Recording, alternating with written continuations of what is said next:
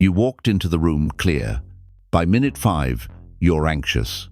By minute 10, you're agreeing with tension that never started in you.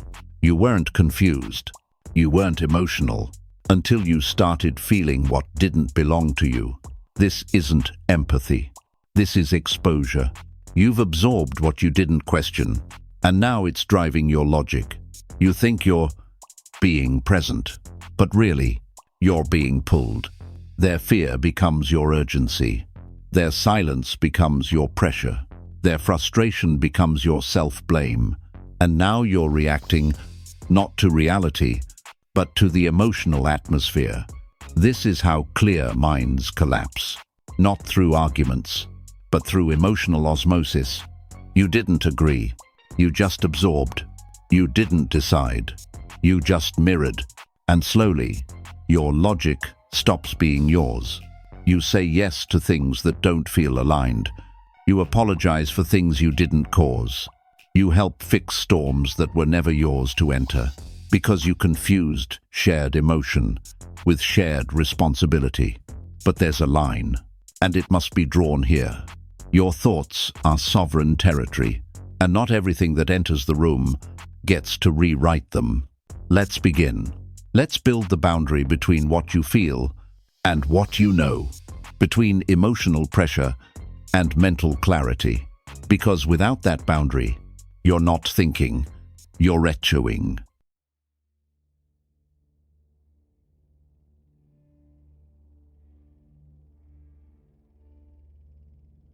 You didn't feel heavy until they walked in. You didn't feel unsure until they got quiet. You weren't confused until they projected their chaos on the room, and you took it in. Emotion spreads fast, faster than thought, because your nervous system listens to signals before your logic catches up. The sigh, the urgency, the silence that vibrates louder than shouting.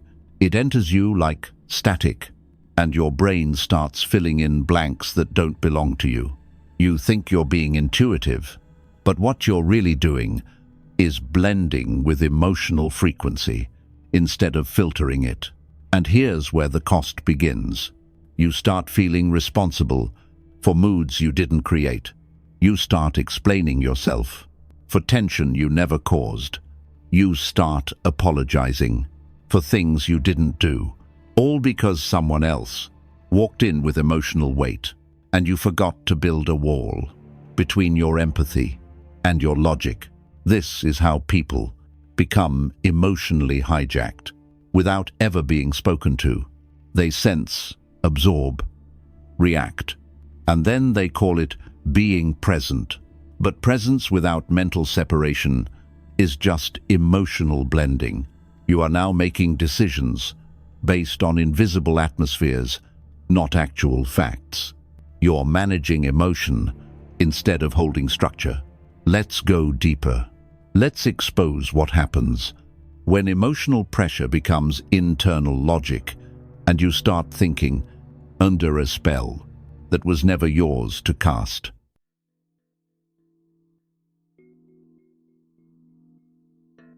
You call it a logical decision.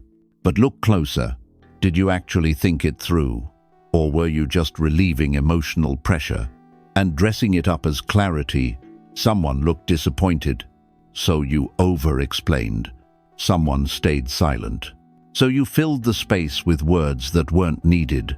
Someone rushed their tone, and you sped up too just to feel safe.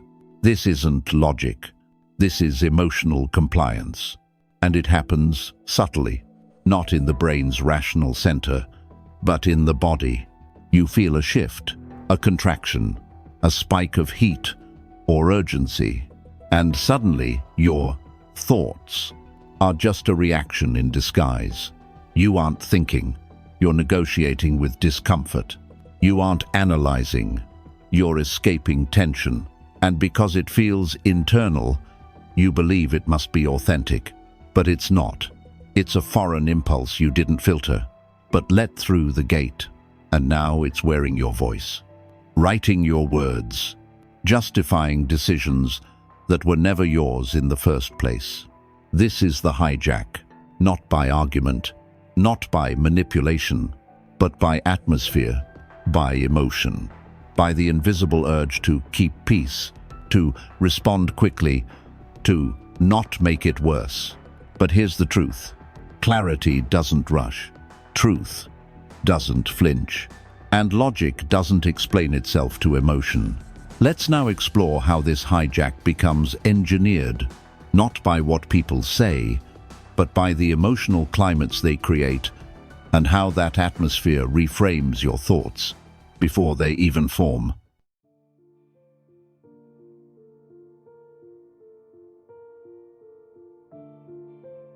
No one told you what to think, but you still changed your mind. Not because of logic, but because of emotional framing, the tone of the room, the urgency in someone's voice, the silence that feels loaded, the glances exchanged when you speak. All of it installs a frame, not a command, a context, a climate. You're not told to panic, you just do. You're not ordered to doubt, but suddenly you hesitate. You're not asked to rush, but you find yourself speeding up anyway. Because emotional framing isn't about what's said, it's about what's felt before words even matter. And here's what most people never realize. Whoever sets the emotional tone sets the psychological rules. A leader walks in calm, steady, neutral. Everyone mirrors it. Decisions are made with clarity, but let one person enter with fear, with tension, with heat, and if no one protects the frame, logic bends. People defer. They self-edit. They over-explain. They lose their center because the atmosphere pulled them out of it. And in that shift, the strongest mind doesn't win. The loudest emotion does. This is how environments hijack reason. Quietly, automatically, and completely. So if you don't set the emotional tone, someone else will. And when they do, you're not thinking in your own structure anymore. You're just trying to survive inside theirs. Let's now shift to the countermeasure. The construction of a cognitive boundary that separates emotional energy from mental clarity in real time.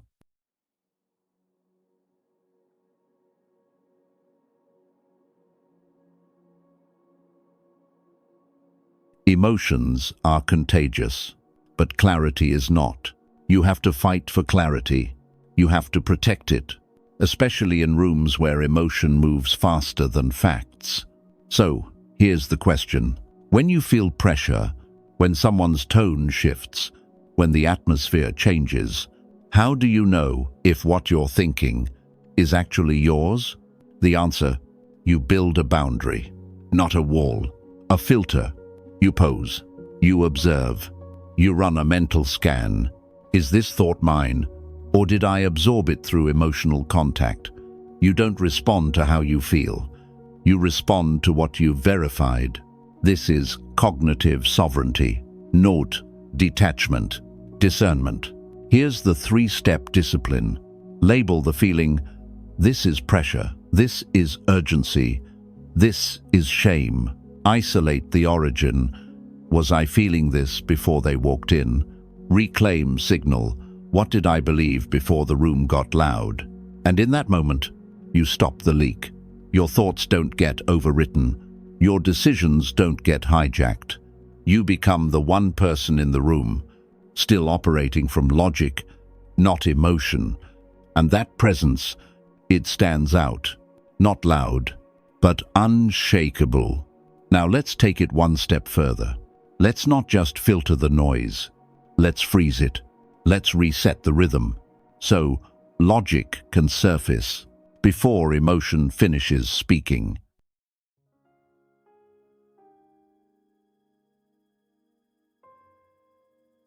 They expect a reaction. That's how most frames get reinforced. Someone pushes, and you push back, or fold in. Either way, you're now inside their timing. But the freeze changes everything. You don't react. You don't explain. You don't clarify. You freeze the moment. long enough for clarity to catch up, for your logic to resurface, before emotion drags it under. Here's what that looks like. Someone challenges you, sends emotional bait, or says something laced with pressure. You pose, you breathe, you break eye contact, or hold it with calm neutrality, and you say, "Let me sit with that." 5 words, zero submission, maximum reset. In that space, you just interrupted their momentum. You denied them emotional rhythm, and you forced them to deal with the silence they created. This is not passive. This is deliberate disengagement. You're not avoiding. You're installing your own pace, your own timing, your own thinking window. And in that window, you return to structure. You exit reaction. You reclaim the right to respond without being shaped. The freeze makes people uncomfortable because they're not used to it. But that's why it works. It reminds them, you're not here to play along. You're here to set the terms. Now let's refine that even further. Because freeze alone is not enough. You need to know how to separate feeling from function, so you don't confuse restraint with repression. We move now into emotional detachment, not to disconnect, but to strategically preserve cognitive clarity.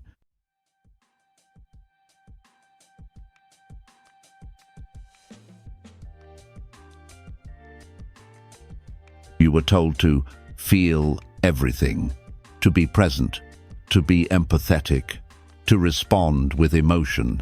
And you believed that not reacting meant not caring, but that's a lie, sold by those who confuse intensity with depth.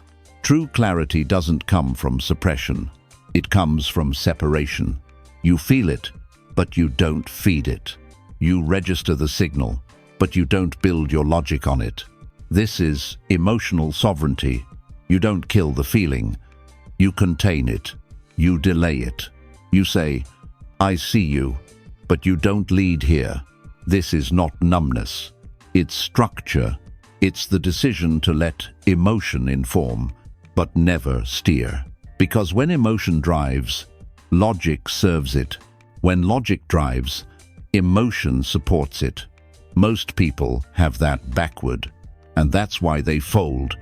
When pressure rises, they react, then rationalize, and call it intuition. But you pause, you breathe, you filter, you feel, but you don't flinch. This is the shift, from being emotionally present to being structurally conscious. So, you can walk into any room and stay tuned in without tuning out your clarity. Now, let's take this detachment and scale it to your environment. Because even if you manage yourself, if your surroundings control the rhythm, you'll still be pulled. Let's build something stronger. Environmental immunity. A way to move through any emotional field without absorbing it, without reacting to it, without mirroring it.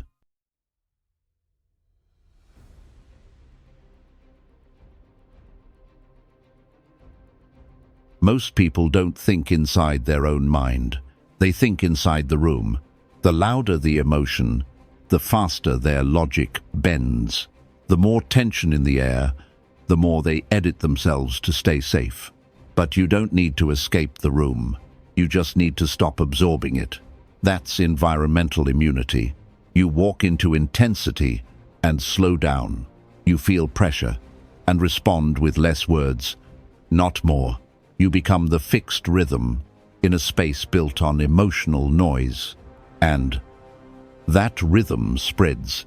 You don't speak more. You speak more precisely. You don't smile faster. You let discomfort hang. You don't match energy. You reduce its velocity. Because immunity isn't just defense. It's influence. You don't block emotion. You decipher it. You don't fear their state. You refuse to host it. This makes people nervous, not because you're cold, but because they're not used to someone who won't emotionally synchronize. But that tension, it's where your power lives. Because once you show, You cannot be absorbed. You become the reference point. The pace slows to match you. The emotion stabilizes around you, and you walk through chaos without losing command of your thought. Now, let's finish this. One final discipline, a challenge, not to feel less, but to think independently in emotional weather that isn't yours. We step now into the threshold, cognitive sovereignty in action.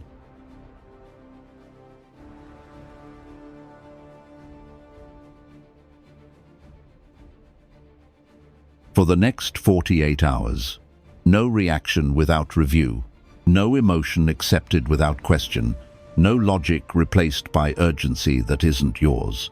Pause, breathe, label, feel the room shift, but don't shift with it. Let their urgency rise. You slow down. Let their silence press. You hold yours. Let their emotion overflow. You filter. Then ask yourself, is this thought mine, or did it ride in on someone else's tension? If it's not yours, don't carry it.